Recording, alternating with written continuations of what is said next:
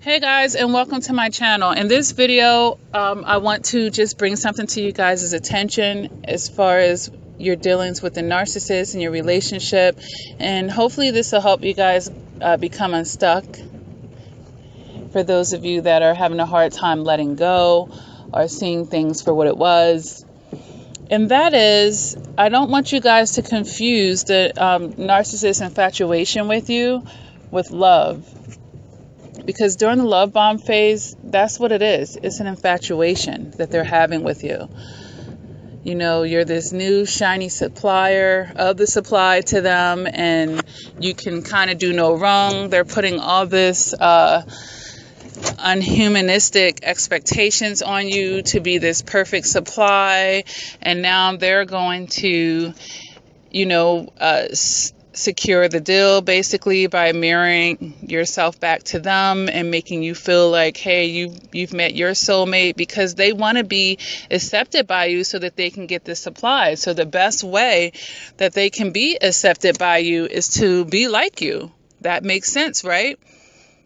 If I want to fit in with another group of people or with a person, I want to be just like them so that they'll accept me. And then now everybody's getting what they want. You feel like you have the companionship that you want, and they're getting that supply, and now you're their supplier.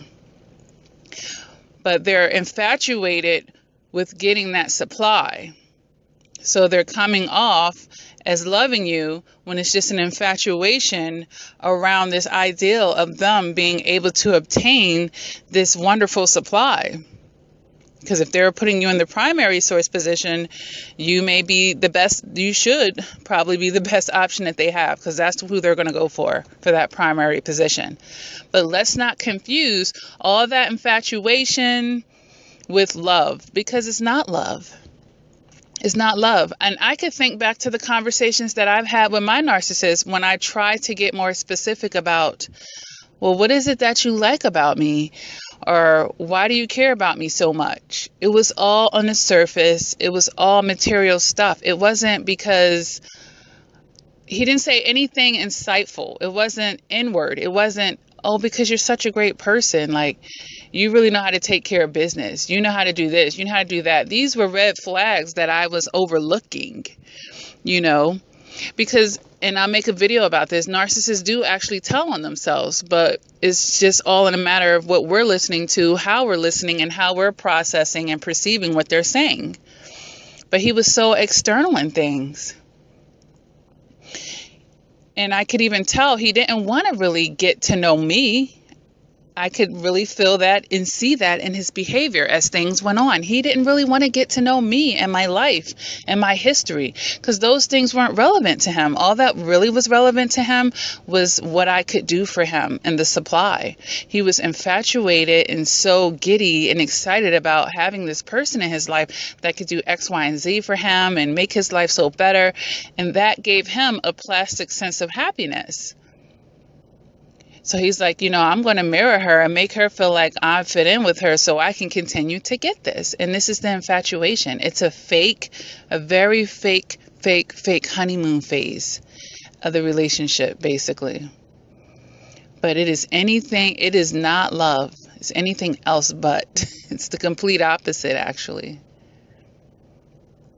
So I don't want you guys to get stuck on that, because we think we've seen a glimpse of the real narcissist in there during this love bomb phase. And then when the relationship goes into the other stages of the discard and the devalue, we're still holding on to that because we believe we saw inside of that narcissist. We believe we actually touched their heart, that they actually had something for us, and they didn't. They didn't.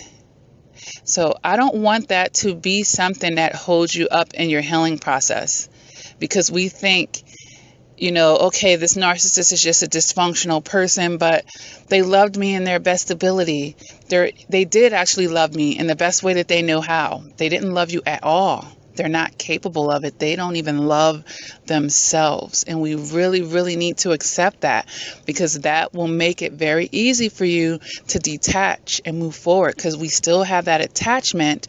We're still holding on to parts of that love bomb phase that we think was genuine. None of it was genuine. And the quicker that you wrap your mind around that, the better for you.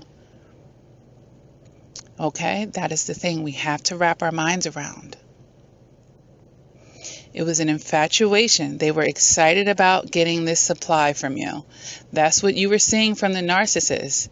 And that is not love. That is not love. Because what happens when you get sick? Was the narcissist there for you when you had an emergency, when you had needs and feelings to be met and acknowledged? Were they able to reciprocate? Love does that. So we keep thinking that the narcissist loved us on any level, and that holds us back from healing. And I want you guys to be able to let that go and see that they never loved you on any level, not even a tiniest bit. It was an infatuation. It was an excitement like a kid in a candy store. Oh my gosh, I'm about to get all this candy. And guess what? They eat the candy, they get the sugar rush, and then what?